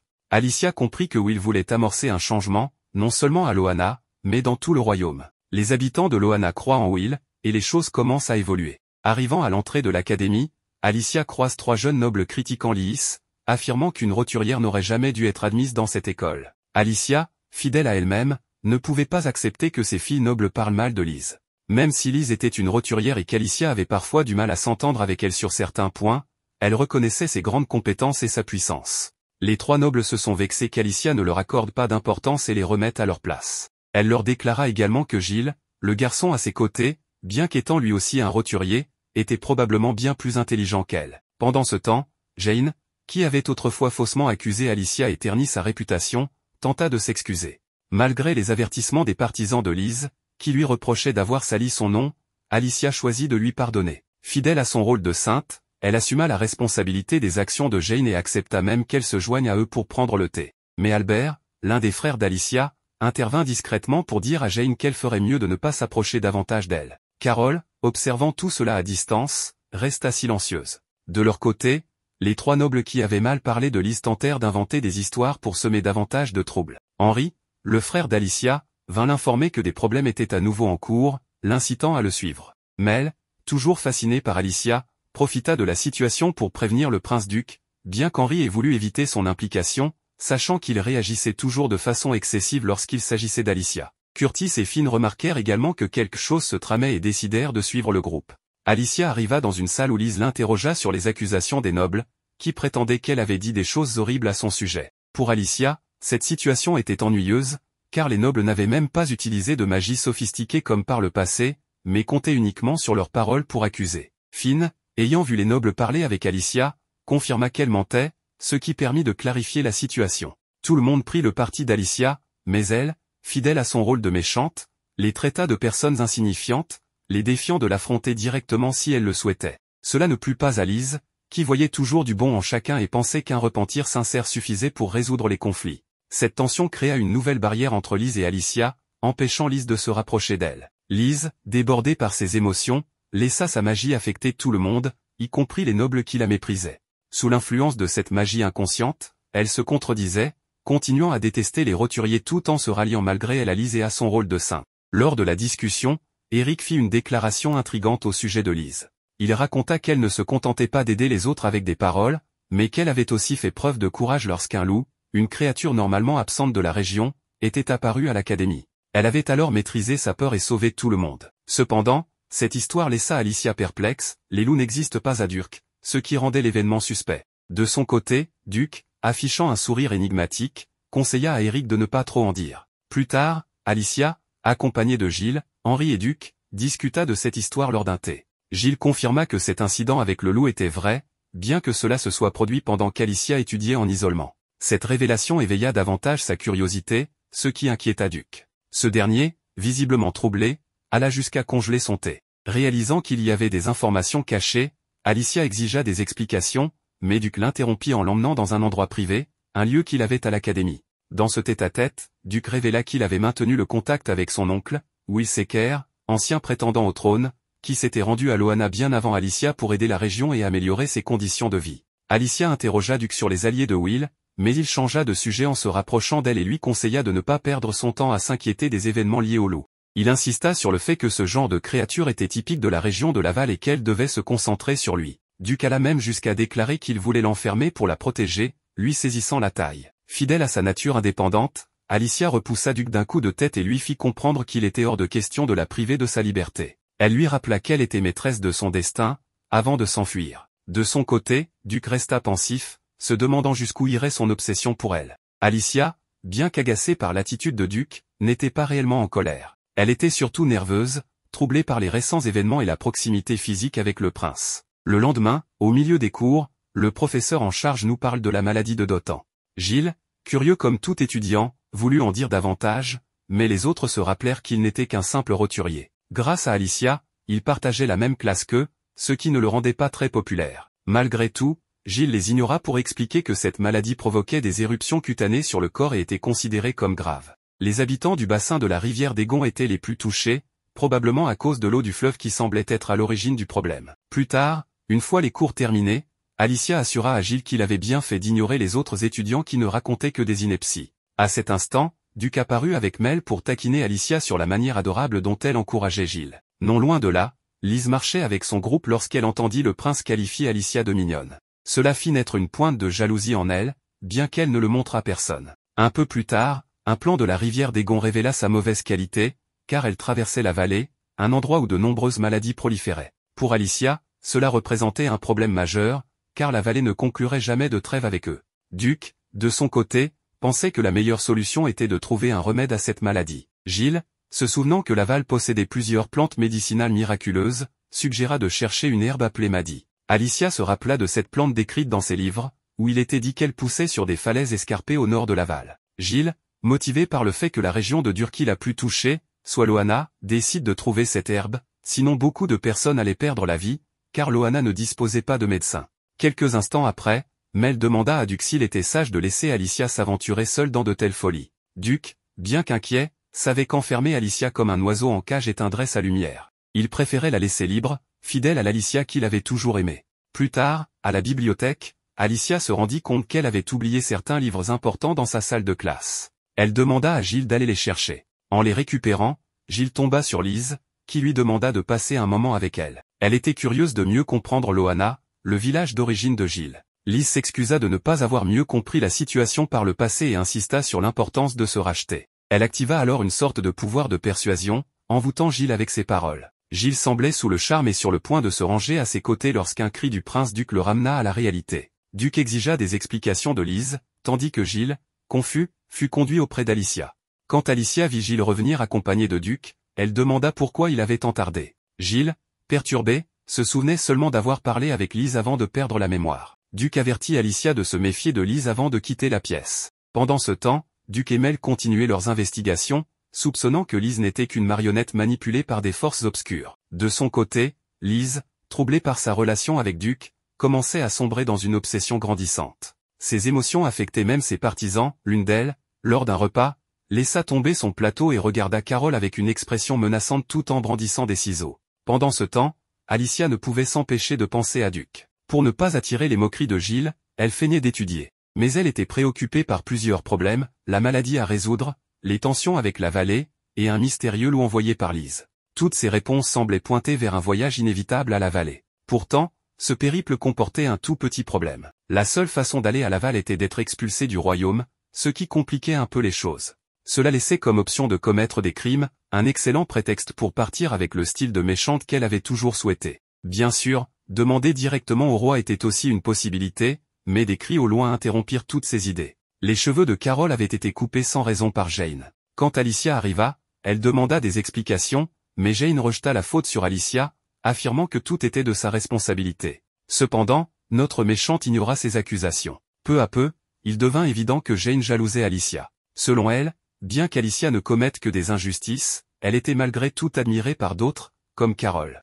Jane se souvenait qu'à leur première rencontre, Alicia avait profité de l'occasion pour l'humilier et Carole avait voulu en faire encore davantage, ce qui faisait d'elle une complice d'Alicia. Jane décida que couper les cheveux de Carole serait une manière de montrer qu'elle ne pourrait jamais être comme la méchante. Après avoir agi, Jane demanda à Alicia de faire quelque chose pour aider Carole, mais Alicia, avec toute la sérénité du monde, répondit qu'elle s'en moquait. Elle expliqua que l'admiration ou le rejet des autres lui importait peu, car personne ne pourrait jamais l'égaler. Ses paroles étaient calculées, car Alicia savait qu'une bonne méchante devait être détestée de tous.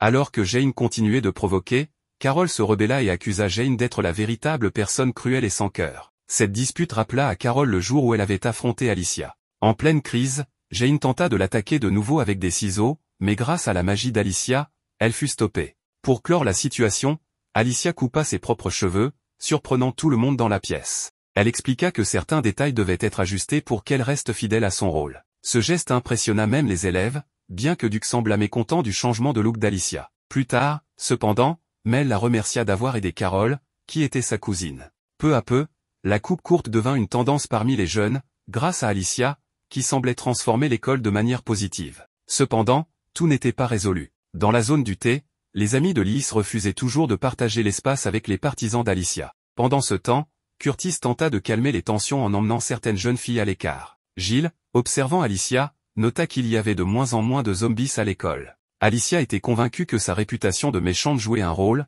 bien qu'elle doutât parfois. De son côté, Jane, humiliée, fut prise à partie par Marie. Alicia intervint et utilisa sa magie pour renvoyer les perturbatrices. Ensuite, elle nettoya Jane de la saleté qui l'avait couverte, en lui disant qu'il n'y avait pas de honte à pleurer. Après un moment d'hésitation, Jane finit par pleurer en privé, protégée par une barrière magique qu'Alicia avait créée pour qu'on ne puisse ni la voir ni l'entendre. Gilles observa cette scène, admirant à quel point sa maîtresse combinait bienveillance et cruauté. Pendant ce temps, Mel semblait avoir trouvé quelque chose d'intéressant dans les textes anciens qu'elle examinait. Alicia, de son côté, continuait à enquêter par lui-même, réfléchissant à la meilleure manière de se rendre à Laval. Gilles s'approche et lui demande à quoi elle pense, et elle répond qu'elle réfléchit à son rôle de surveillante de Lise. Cependant, Gilles sait qu'elle ment et qu'elle pense au royaume de Laval, mais elle dément toujours. À ce moment, Mel fit son apparition librement, car elle avait une nouvelle très importante à annoncer. Elle affirma qu'elle venait de découvrir le secret de Lise, ou plutôt de la sainte, en commençant par sa soudaine popularité liée aux textes sacrés. Ces textes parlaient d'une capacité spéciale appelée charme, utilisée uniquement par la sainte. Le prince confirma que ce sortilège était très ancien, trouvé dans un livre écrit dans une langue ancienne. Mel avait pris le temps de déchiffrer ce livre et expliqua que le charme était un pouvoir spécial acquis à la naissance. Cela donnait du sens à la manière dont la présence de la sainte apportait prétendument du bonheur au monde, bien que cela ne semble être qu'un sort bon marché qui n'a peut-être jamais aidé personne. Bien que le groupe voulait l'accuser de cet acte immoral, Duc les arrêta en suggérant qu'il était possible que Lise n'utilisait pas ce sort intentionnellement. De plus, certaines personnes dotées d'une grande volonté ou de beaucoup de mana étaient immunes. Cela rappela à Gilles comment il avait récemment été captivé par Lise, faute de magie suffisante en raison de sa classe sociale basse. Duc demanda alors à Gilles de ne pas s'approcher de Lise à moins qu'Alicia ne soit présente. Cependant, cela laissait en suspens la question des jeunes femmes qui critiquaient Lise dans son dos. Ces jeunes semblaient auparavant être ses amies mais avaient inexplicablement changé de comportement après le retour d'Alicia. Jane, l'une d'elles, avait agi de manière étrange, allant jusqu'à créer des complots et couper les cheveux des élèves comme si elle devenait folle. Selon Alicia, ces comportements étaient peut-être liés à des fluctuations émotionnelles de Lise, qui influençaient l'efficacité du charme. Cette théorie supposait que la capacité affectait initialement tout le monde, mais que les émotions de Lise pouvaient annuler le sort. Bien que cela ouvre la possibilité de bloquer le pouvoir, Duc rappela qu'aucune méthode pour neutraliser la sainte n'était mentionnée dans le livre. Face à ce manque de solution, Henri décida de semer des doutes dans l'esprit de Lise, une méthode qu'il avait libérée par le passé. Malgré ses efforts pour convaincre pacifiquement ses camarades, les partisans de Lise ignoraient toujours ses avertissements. Duc proposa alors une idée plus radicale, attacher tout le monde à une chaise jusqu'à ce que l'effet du charme disparaisse. En même temps, il se rapprocha d'Alicia, lui affirmant qu'il était prêt à devenir son esclave pour tenir une ancienne promesse. Pendant ce temps, Lise apprit que ses amis étaient avertis qu'elle les contrôlait secrètement. Elle semblait inconsciente de ce qui se passait, et ses émotions négatives affaiblissaient son sort. Ses proches commencèrent alors à chercher des coupables et supposèrent qu'Alicia était responsable. Les frères d'Alicia promirent qu'elle ne causerait plus de problèmes, et le groupe se scinda en deux. Tandis qu'un groupe escortait Lise, l'autre tenta de convaincre Alicia d'arrêter de calomnier Lise. Malgré tout, Alicia voulait encore parler à Lise, mais ses frères lui bloquèrent tout contact avec elle. Duc décida alors de tout prendre en charge. Plus tard, pendant que Lise buvait du thé avec ses camarades, Duc arriva pour se joindre à eux. Il gagna leur confiance en évitant de mentionner Alicia ou Henri et séduisit Lise en la complimentant. À distance, Mel et Henri observèrent son plan, intrigués par son efficacité. Duc emmena Lise pour une promenade et, en utilisant la téléportation, la conduisit directement à Alicia. Lise comprit alors qu'il s'agissait de la seule manière de se retrouver avec son amie, et elle accepta d'écouter ce qu'Alicia avait à dire. C'est pourquoi la vilaine demanda à la jeune fille d'arrêter d'utiliser son pouvoir de charme, qu'elle utilisait sans s'en rendre compte. Lise, n'ayant aucune idée de ce dont Alicia parlait, vit alors les écrits qui affirmaient qu'elle influençait les autres sans le vouloir. Alicia comprit que Lise ne souhaitait pas la voir, car son frère lui avait barré le chemin pendant qu'elle s'éloignait. Lise expliqua qu'elle avait attendu Alicia, mais ses amis lui avaient conseillé de rester à l'écart pour un temps. Alicia se mit à réfléchir et se rappela que Lise avait toujours prétendu être chanceuse, bien que cela ait été faux.